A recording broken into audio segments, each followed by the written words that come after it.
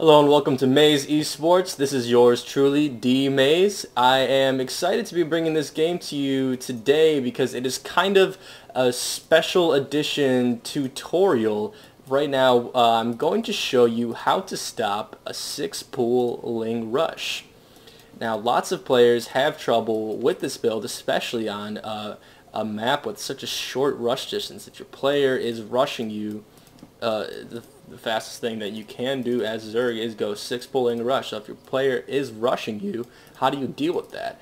So I'm spawning here at the top as a blue Protoss. My opponent here, the Deals Cast, has spawned at the bottom as a red Zerg. I did not know that he was Zerg at the time. He entered the game as random, so I really do not know what to expect from him. So I do realize here that in case he does go something like a 6-pool Ling rush or some kind of rush, maybe he's going to try to zealot rush me, maybe proxy my base. I will have this pylon out here, so I will be able to see him. One thing to notice about this build, I've kind of mentioned this before, I do like to do this build off choke here where I can body block with some zealots later.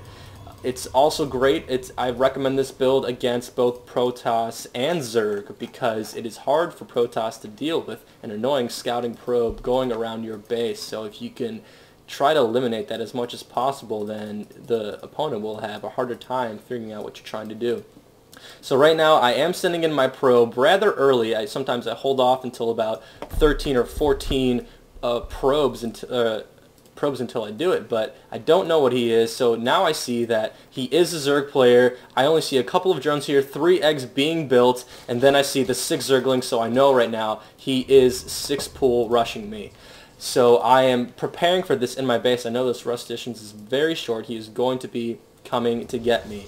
So here is the little hook that a lot of people don't do. Right here, I do have this choke here for my zealots to come out. Unfortunately, my zealots are not coming out fast enough. Even with this chrono boost, he will be able to get into my base before the zealot is finished. So in place of the zealot, I put a temporary pylon here so that the Zerg player cannot get into my base.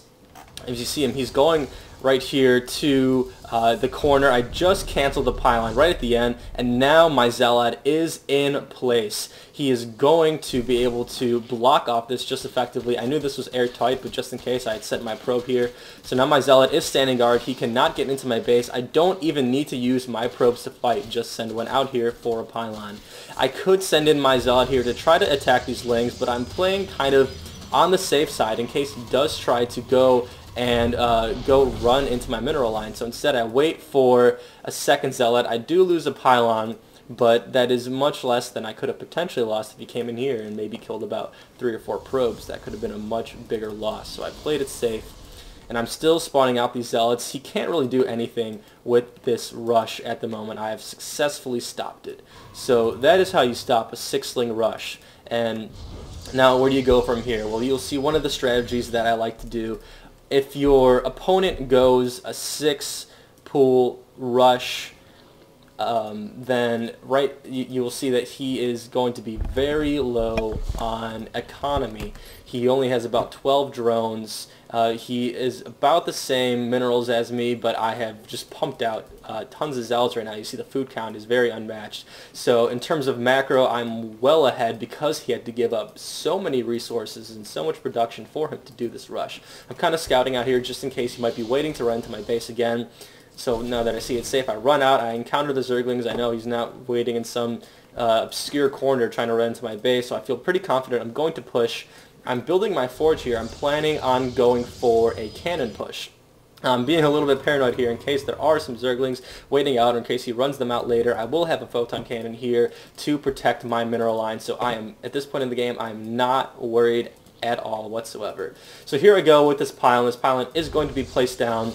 He has a lot of pressure on him right now. I'm forcing him to continue to make ground forces so that he can try to deal with my offensive here. That means that his worker count is not going to go up past 12 anytime soon. I can just continue to keep producing probes and keep producing this offensive push with the zealots as time goes on. I did lose my probe, unfortunately. in that fight.